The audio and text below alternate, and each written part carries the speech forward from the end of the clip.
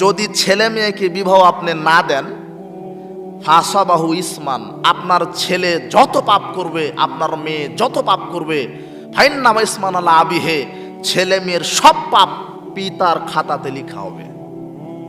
আপনার মেয়ে ঢাকা বিশ্ববিদ্যালয়ে যত ছেলের সাথে অবৈধ সম্পর্ক করেছে, সব পাপ কার খাতায় লেখা হচ্ছে?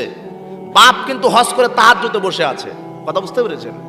তাহাজ্জুদ হজ পরে আগে নারী মহিলাকে ঠিক করেন। দায়ুসের জন্য জান্নাত হারাম। আপনি হাজি হন গাজী হন কোটি টাকা দান করেন, আপনার জন্য জান্নাত নাই। কেন? বেটি বিপর্দায় থাকে এই কারণে।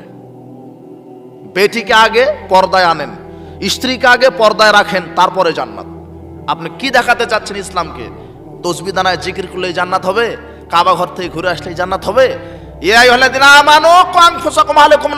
নিজে বাঁচো, মেয়ে বেটি ছেলে মেয়ে আহাল পরিবারকে বাঁচাও, তারপরে জান্নাত। কথা বুঝতে পেরেছেন?